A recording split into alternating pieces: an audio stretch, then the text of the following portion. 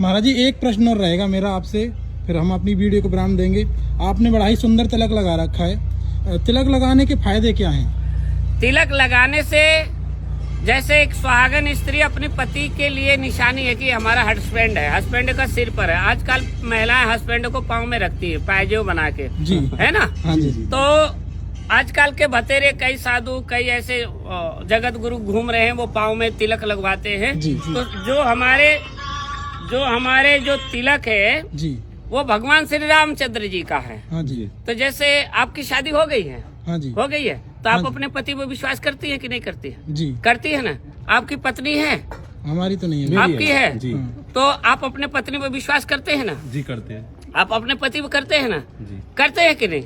ये तो हर मास का 5 तत्व का पति है, 5 तत्व की पत्नी है, ठीक है ना। जी। ये कब मर जाएगी कब मर जाएंगे कोई भरोसा नहीं है, पर वो कैलाशपति है, वो प्राणपति है।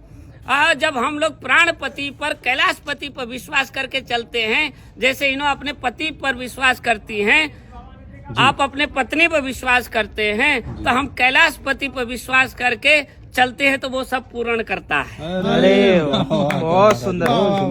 आनंद हो गए महाराज जी, बड़ा ही दिव्य स्वरूप है और वाणी भी बड़ी अच्छी है महाराज जी का, बड़ी अच्छे ये से तो महाराज जी पत्नियां मांग के ऊपर लगाती है, हम तो मांग के टच करके लगा लेते हैं नीचे से ऊपर, और बिहार में तो भैया नाक से लेकर ऊपर तक लगा लेते हैं। बात है महाराज। जिस प्रकार से आपने कहा जो रुद्राक्ष होते हैं 1 मुखी से लेकर के 14 मुखी तक होते हैं, हाँ। तो इनका अपना अपना कुछ अलग है या फिर एक ही इनका महत्व है?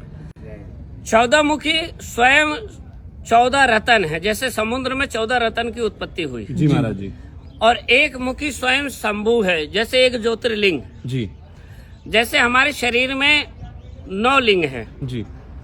स्त्री में 2 लिंग फालतू रहता है, पुरुष में 10 लिंग होता है, जी तो इसलिए ये 12 ज्योतिर्लिंग है। जी महाराज जी। तो 12 और 13 और 14 लास्ट में। जी महाराज जी।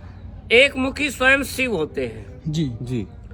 2 मुखी शिव पार्वती होते हैं, जय हो। 3 मुखी गणेश सातम होते हैं, जय हो। 4 मुखी कार्तिक होते हैं, जी महाराज। 5 मुखी में 5 तत्व 5 परमेश्वर होता है, जी। वो सरिया मिलता है। 5 मुखी बहुत मिलेगा, 4 मुखी 3 मुखी 2 मुखी 1 मुखी नहीं मिलेगा, जी महाराज। ठीक है ना। जी। फिर होता है 6 मुखी, कार्तिक का होता है। फिर मिलेगा 7 मुखी, है ना, 7 देवी होती है, जी महाराज जी। सप्त ऋषि भी होते हैं, जी। ठीक है ना। फिर होता है 8 मुखी, अष्ट सिद्धि 9 निधि के दाता, जी। ठीक है ना। जी। फिर होता है 9 मुखी, 8 में 7 में देवी पूजे, 8 में वो महामाई में ना दुर्गा, जी। जी 9 में भी दुर्गा है, जी। ठीक है ना, वो दुर्गा का है। जी। फिर 10 महाविद्या इसमें प्रवेश करती है, कामाख्या 10 महाविद्या है। जी। फिर 11वां रुद्र हनुमान जी का होता है, जी। ठीक है ना। जी। फिर आ जाओ 12 स्वयं शंभु भी के रूप होता है, जी महाराज जी। ठीक है ना। फिर आ जाओ 13, जी। फिर है ना, तो उसी प्रकार से लास्ट 14 है। क्या बात है महाराज जी, बड़ी ही सुंदर परिभाषा महाराज जी के द्वारा हमें प्राप्त हुई है और आपको भी जो है प्राप्त हो रही होगी,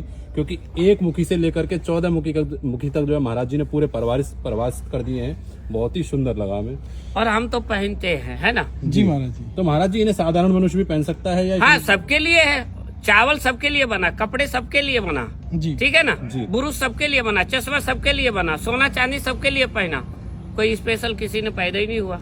जी महाराज जी। तो महाराज जी इसका कुछ नियम होता है पहनने का या? एक ही नियम है, अगर शास्त्र को जितना मानोगे अलग है, पर भावना रूपी अब भाव भरोस मोह हनुमंता बिन हरि कृपा मिले नहीं संता। जी। संत के शरण में चले गए तो भावना सही है तो किसी भी स्थिति में आप पहन सकते, उससे कोई दोष नहीं नहीं लगता लगता। है।